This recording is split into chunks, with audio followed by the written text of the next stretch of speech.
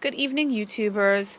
I wanted to do a handbag update slash what's in my bag video, and this is what I'm currently using. I purchased this bag a year ago at my local thrift store, and it is a pebble leather top handle satchel. If the handles were longer, if it had a longer strap drop, this would be considered a sizable tote. But because of the handle drop, it is categorized as a satchel. So here she is up close, and you can see the pebble leather and the beautiful stitching detail and the tonal stitching. This is a mint color, which seems to be a very popular shade this season. This handbag is made by this company, and this company is based out of Japan. I found out that they make high-end leather goods and accessories, and they're very popular in Asia. So I'm guessing that whoever had donated this handbag to my local thrift shop probably does a lot of traveling and or has family in the area where these handbags are very popular. They do have a website. I Googled it, and then Google translated it because it was in all Japanese. And but I priced out their handbags, average $300. And if you refer to the video that I still have up, my subbies or new watchers, you'll see in the original video that I got this handbag for an extremely cheap price. I want to say it was under $20. Offhand, I cannot remember. I'm drawing a big blank, but it was so super cheap.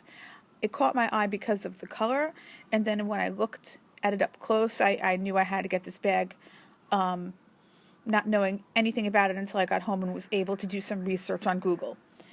But I knew right away from the way it was stitched and the way the feel and the smell of the leather on the outside, I knew that this handbag was worth way more than what I had spent on it. And it needed some TLC. You see the edge painting here. I had actually redid it myself with some enamel and a cotton dauber, because when I brought it home, the edge painting was very dull and cracked. So that was easy to do.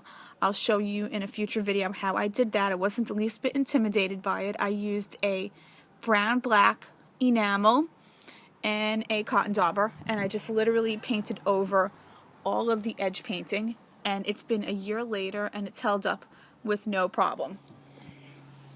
So here's the inside of the bag. I hope you can see it. It has a center divide and a center zip that goes the entire depth of the bag. And I carry all my usual stuff inside. So I'll be pulling it out one by one. So I'm actually going to move over to the table. Hopefully that'll be better filming wise, because it got a little awkward on the chair. I was hoping for a different perspective, but that got a little bit awkward. Okay, so here we go. Here she is, my lovely mint green satchel with the matching hang tag that came with it, purchased from my local thrift shop. 1 year update. So if we dive inside, the handles do go down easily. It's all leather with no outside hardware. And here is the name tag in fabric right there. And then on the inside center divide, there's a pocket right there. It was meant to hold a cell phone, but I just use it to hold pens and lip glosses and stuff like that. And this pocket in the middle is not sewn down. It's sewn onto the sides, but it's loose. So I wish that was sewn down to the base of the bag. I may look into doing that in the future. So there she is. So it's a little hard to see inside the bag because of the center flap, but here are all the pouches, my newly purchased pouches off of eBay. Here they are, and there's 4 of them total. So there they are, and they all go in there with no problem. Then all my usual stuff, my key pouch, my continental clutch, and my medium wristlet. So there they are. As you can see from this bag, it is I would consider it to be a large bag, but on the scale of large, it would be a on the small side of large. Not a truly large bag like a Vanessa satchel, where that also could, depending on how you pack, double as an overnight bag. So, as you can see, I knew right away that this bag was a genuine leather bag because you can see the underside of the leather, which is like a suede, like an untreated suede. And here are all the beautiful details on this really well-made bag. The hardware, which is very minimal, is just the inside zip and the zipper pull, which is a silver tone and also has the name of the company embossed on the zipper pull. And as you can see here, this bag came with a D-ring, so we'll call this the front of the bag right here. The company put a D-ring, which is nice. And then I just attached my own silver tone wallet chain. I got this from the dollar store, and I used that as a key keeper. And that worked out really well. And I like the fact that this bag has a D-ring. And there's the inside. There's my keys as well.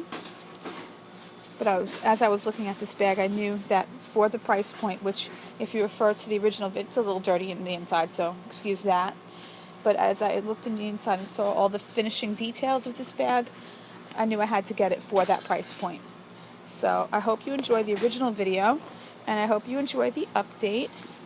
So I want to get up close. You see all of the seams and stitching. Get close to the body of the bag. It's held up really well.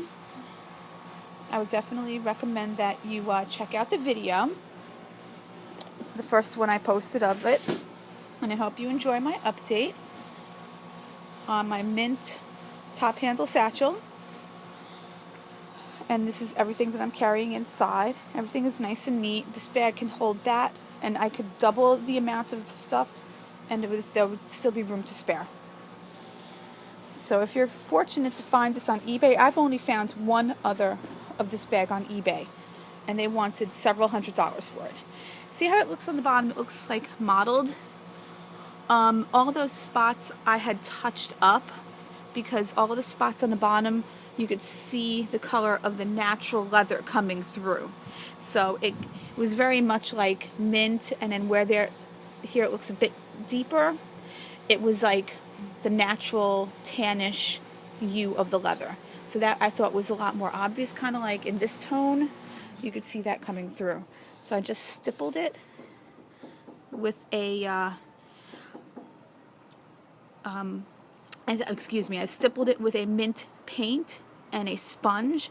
And as you can see in the light, it's pretty seamless. So it just gives it the effect of a natural highs and lows of natural cowhide leather. So I hope you enjoyed my update on my wear and tear video 1 year later of my thrift store purchase of a high-end Asian bag. Thanks for watching, YouTubers. Have a good night. Bye. Oops, sorry about that.